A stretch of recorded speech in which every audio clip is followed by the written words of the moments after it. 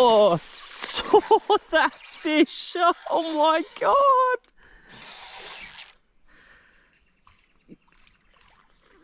Far out. That was cool, man. I thought it was a little log, and then I went, that's a fish. Oh, yes.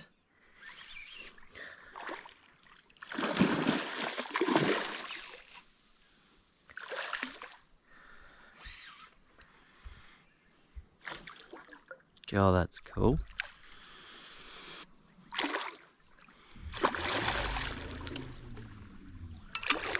All right, man.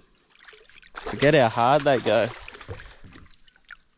You're hooked well.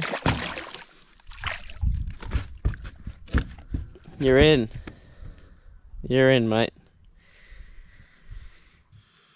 That was so cool. Just that tiny, tiny little drain there. Creeping along. Spotted him, and the drain was nearly no bigger than the fish. Look at that perfect salty. Ah, that's so cool. 4.5 inch twitchet. And that one is in herring. Very nice colour for the morning. Nice natural golds on it. I miss this stuff, hey. Thanks again, Brooks, for the tinny. Legend, mate. Gets me in here and be able to do this stuff when it's windy. I'm gonna just flop him back because there is dials and a few other bits getting around here, but cool fish. See you, buddy.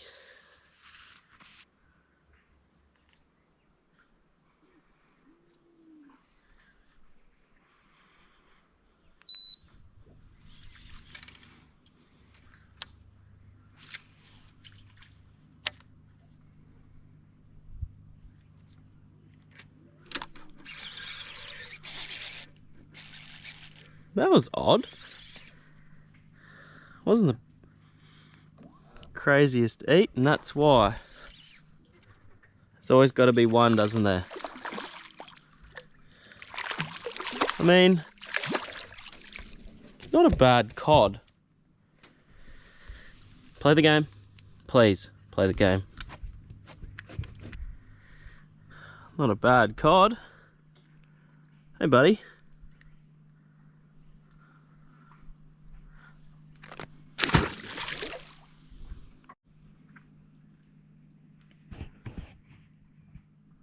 Right, we got another perfect little drain. Drains through, a little stick on the end of it, so I'm going to send it in a bit deeper. Try not to spook the fish. Bring it out through the bait.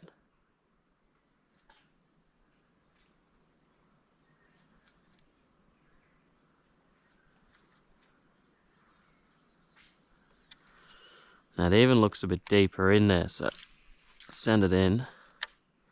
See if I can crawl it through. Bit of weedless action there. There he is. It's only a cod, but it was executed very nicely, and there's no difference between that being a cod and a barra, so I'll definitely take that. Hey, little fella.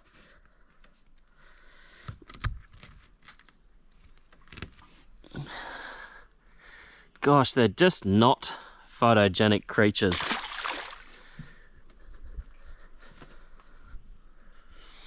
But that's all we're doing. We just have a theory. Right, just coming up the creek, I'm starting to see a couple of barra on down scan, which I definitely want to show you guys. So I'm just going to fire a couple up the creek before I go too far.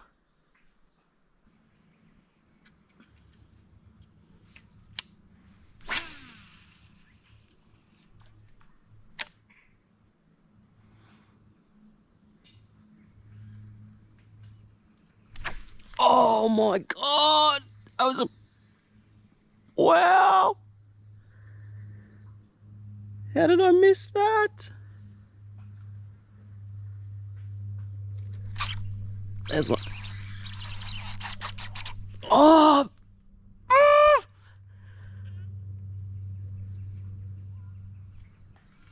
No!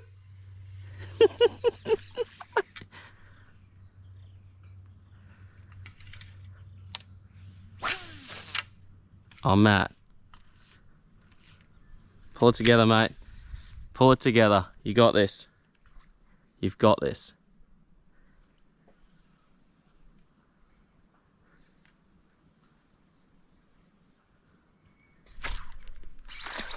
Oh, you. No. No. Yes. Far out. It's just happening here.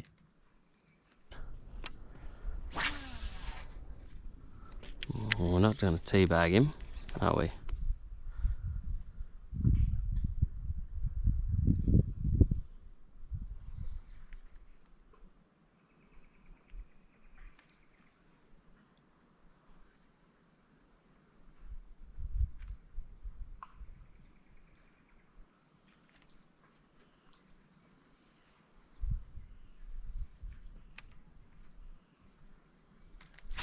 Oh, that's better. That's better. That was a great eat. Beautiful eat.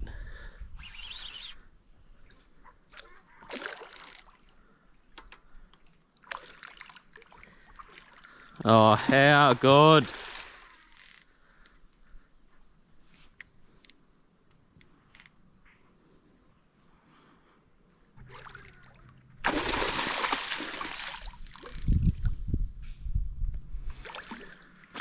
I will take that fish any day of the week.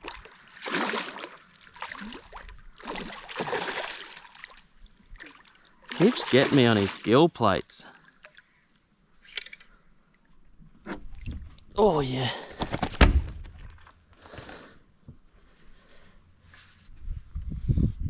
Oh, I'm absolutely wrapped with that fish. That's really cool. I'm going to show you the sounder right now because there's a really good school of fish coming through. Perfect little fish. That fish is legal as well. Saltwater barramundi. Matt's back in the creeks doing his thing. It's warming up, so I'm in the mangroves pretty much, but how good. I'm going to slide him on back.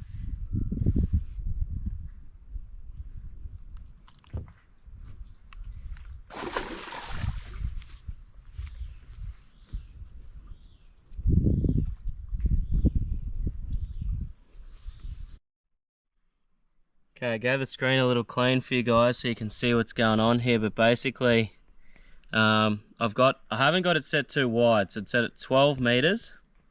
And if you have a look here, I could probably turn the contrast up if I knew how, but I have no idea on this thing.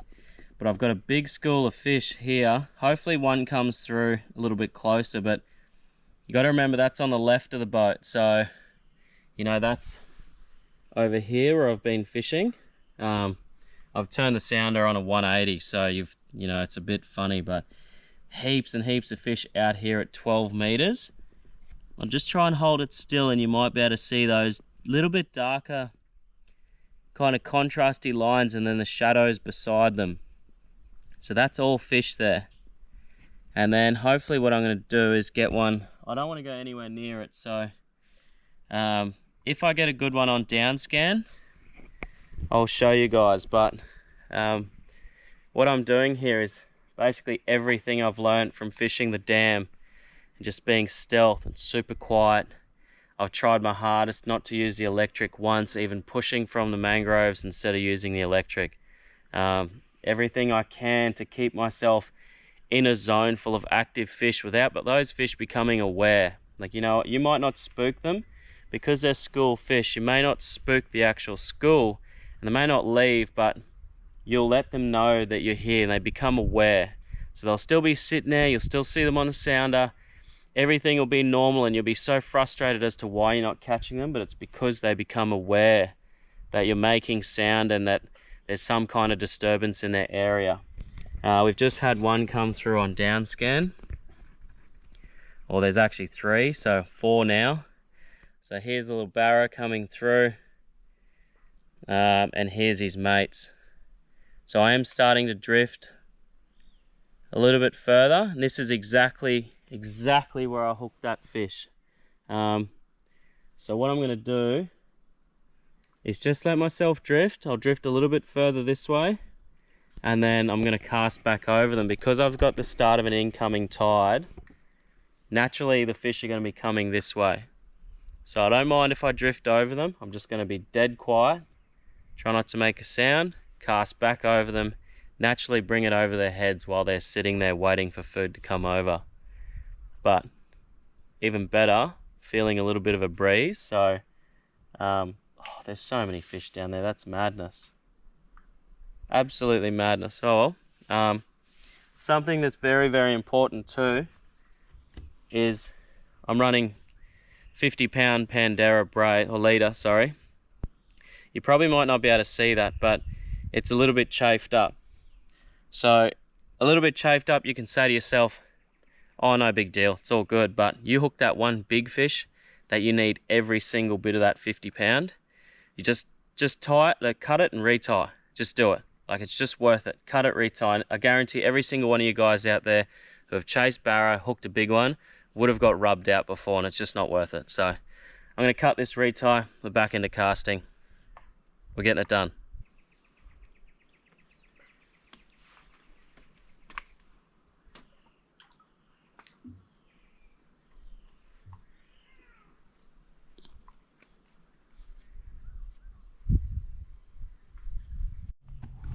Okay, something that's pretty interesting. If you have a look here, I've got this shadow line running along there. And if you have a look, they've just gone now, but I had a good school of barra literally sitting exactly, clip this in, exactly on that shadow line. So I'm going to put a cast down it, but that to me shows good. Oof. Good fish. And if they're on that shadow line, to me they should be feeding, because they're in that kind of like ambush area.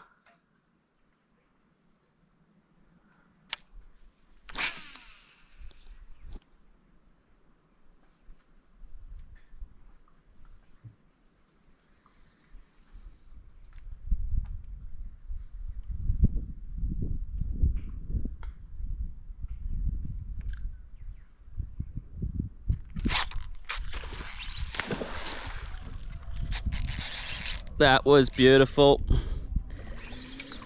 Saw those fish on the scan. Even better, Twitchy's come up the line. So it means I've just got a hook in this fish. I was so in the zone then. I was just being dead silent. I knew there was multiple fish that I was running past, and I was just pretending like they were watching it. I was burning it, twitching it from them, sinking it. And as I'd sink it, I'd twitch it in case he came and was looking at it. And whew, confidence in a sounder and your gear and what you're using just turns fish, hey, like knowing that I was doing everything right. So I was so focused on my technique, and it just turned straight away. And old Twitchy's come up the line, which a lot of people think's weird, but it's actually the best thing that can possibly happen, because now I've only got the hook inside the fish, and it's extremely hard for him to throw just a hook. Whereas when you've got a big weight down there, it's a little bit easier for them to kind of get some push on it and throw it out of their mouths. Whew! Right, I got a bit of a show here. Let's do this. Oh, I'm definitely throwing the big guy in the next couple casts. How you hooked, mate? You hooked good. You're coming in. Get out of there. Oh, good hook up. It still surprises me that you have a weedless hook that gets such a great hook up. Happy days, guys. I know you guys have been asking for this content. Trust me, I've wanted to do it just as bad. Another perfect little salty. See you, mate.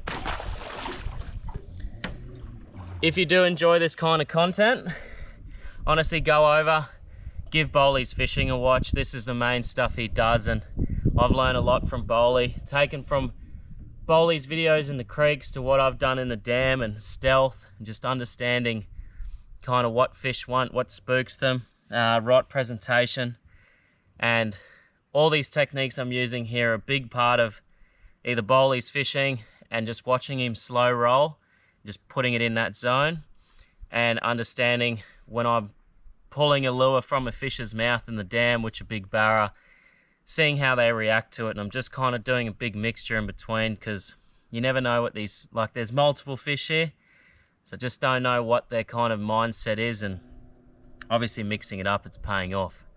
But I'm loving it, hey, this is so cool. Not loving the midgies, but ooh, big sound. Oh, hold on. Here we go. What do we got here? There's a 3 good barra coming through on down scan. Another one just came through then.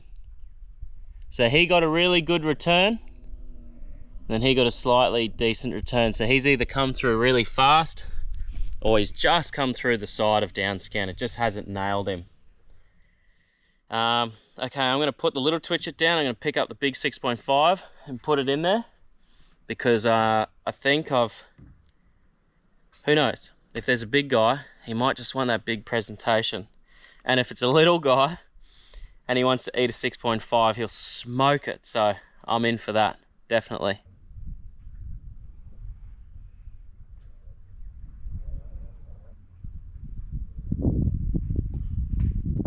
Oh, again. He's coming towards me.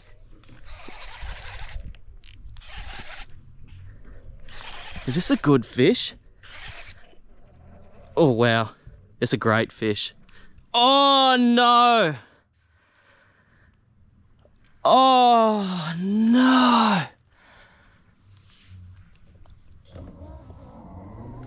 Oh, Matt. It's 2 and 2 casts with the big guy.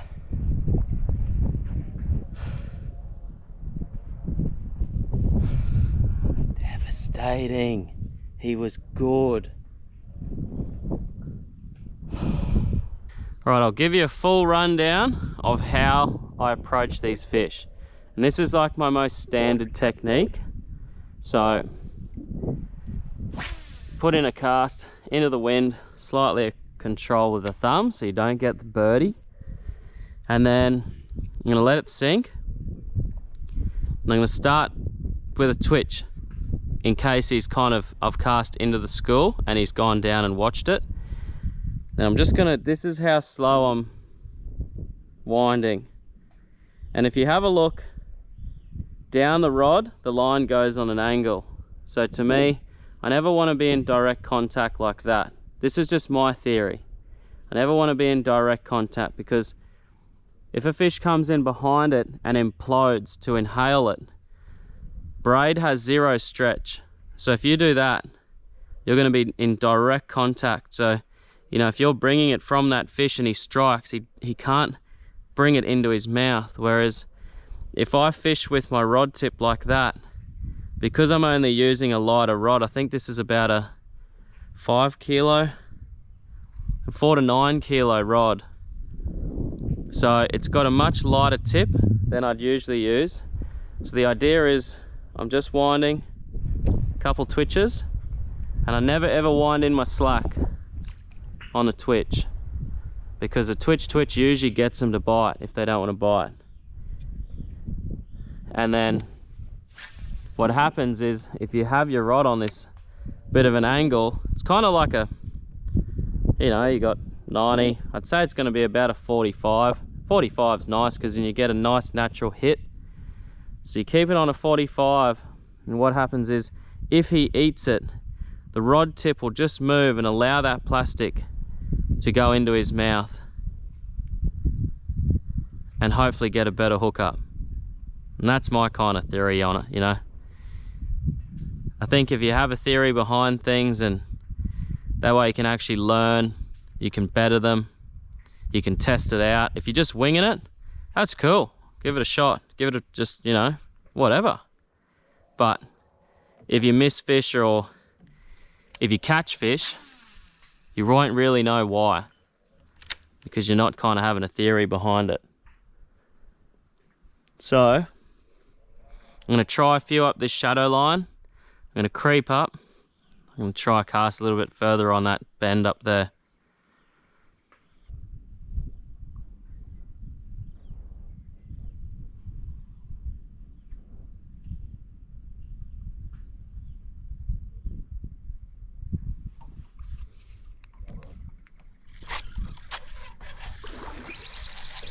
Oh my, that's a good fish. It's a great fish. I felt the bite as I went to adjust my reel. Man, that was some rookie stuff, but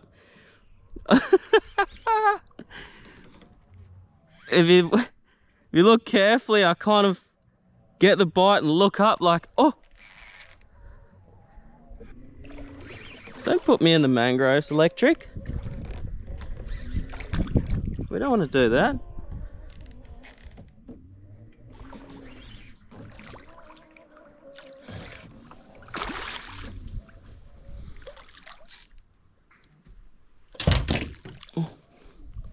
Hooked well, coming in.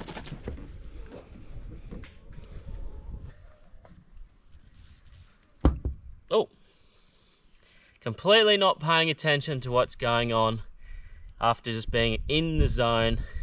Felt the duh and went, oh, that was a fish, wound tight. Thankfully, for me, still holding on.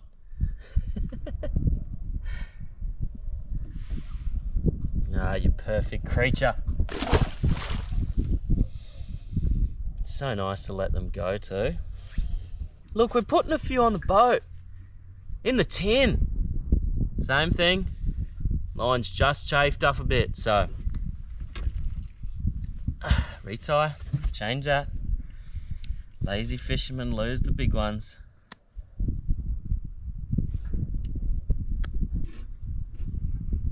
And then all I'm doing there is just a little loop knot. Obviously going to cut that tag on the right, just here.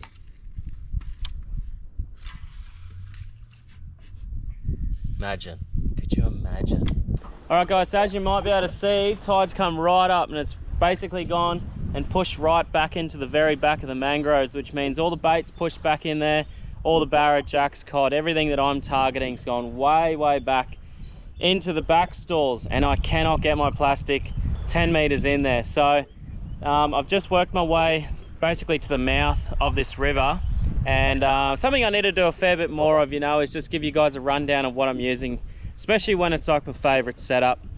So this is a Daiwa Commander rod, and it's a 4 to 9 kilo. And this is something I use a fair bit of now, because what I've found in setting hooks is the softer tip actually allows that J hook, that weedless hook, to find its position in the jaw, like, and while you're hitting it, whereas some of those heavier rods that I've used before nearly seem to pull the hook and the plastic straight out of the mouth too quickly. So I've dropped down a little bit in size of the rod, and I found a way better hookup just with a lighter tip.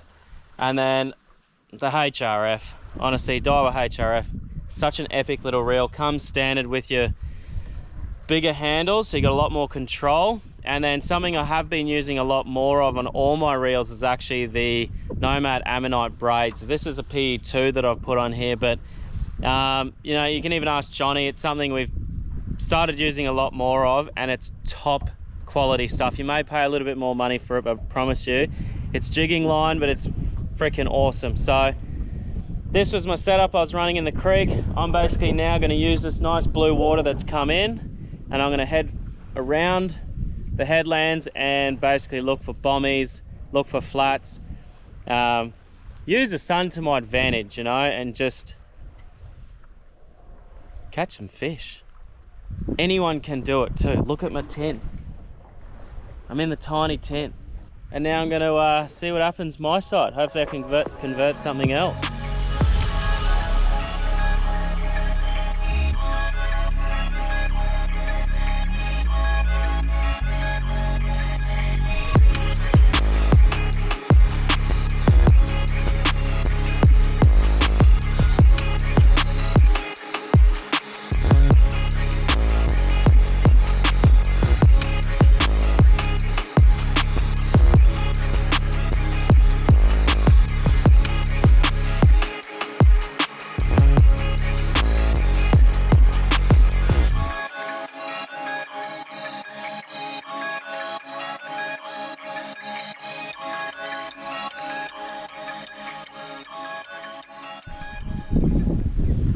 A really nice bit of ground here, but I've got a deep edge on my right, flat here on my left, which is perfect because tuskies need something to quickly escape. They need an escape route. So the only thing is if I hook one, there's a big moe, don't know if you can see him. If I hook one, it's going to be proper fingers, thumb, spool, praying.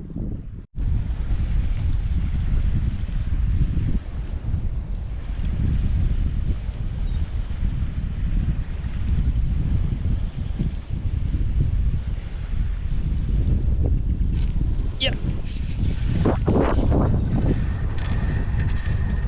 Oh my God!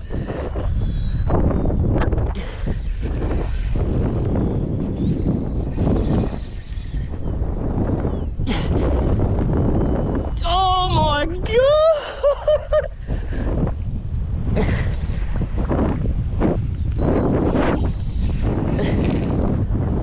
Woo! Baby, yeah!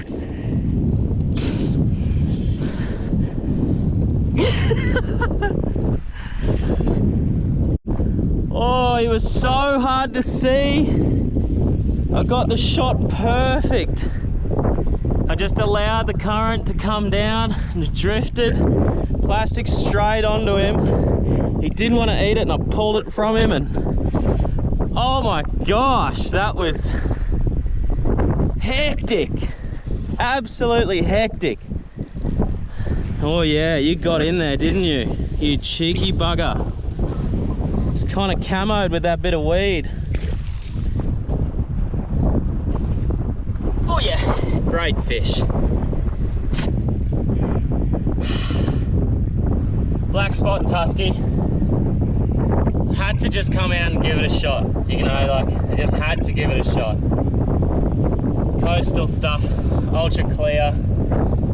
It's really hard with this little bit of cloud. I'm just gonna get him back because they're not the strongest in the world.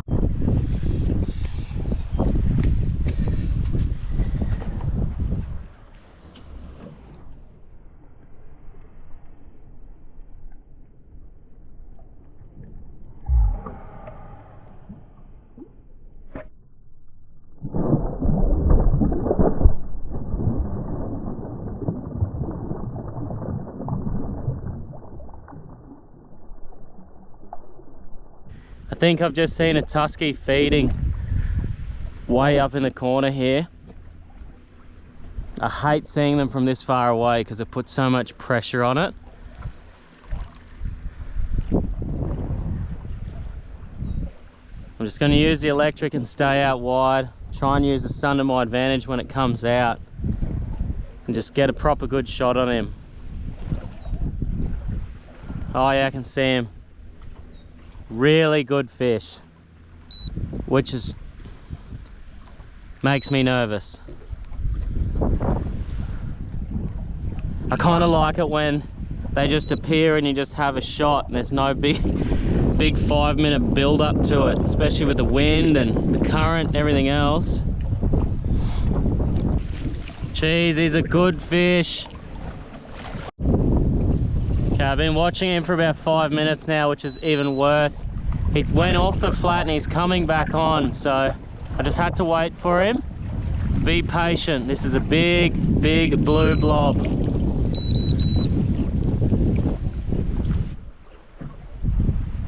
Oh no, don't go out, don't go out. Turn around. Not good. This is not good. I've lost him. He's gone deep and I've come in. This is really not good. Is that him there?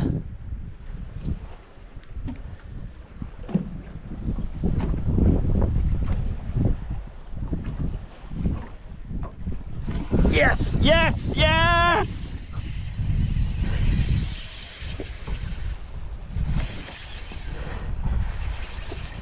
Oh my God! He knows it's out there. What? He got me. That thing is huge. I'm just gonna have to play him here and do all the right things.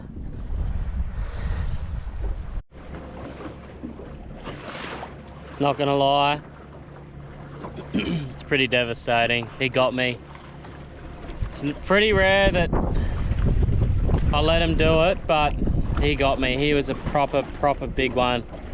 He knew exactly where his rock was. As soon as I hit him, he was just instantly in that direction. So good on him. They don't get big for no reason, you know. I'm just gonna keep cruising here for a little bit. See if I can find another one. Imagine that, a little bit of a redemption tusky. Wouldn't be too bad. Not too bad at all, but it's made me a little sad. I'm gonna just have a moment here.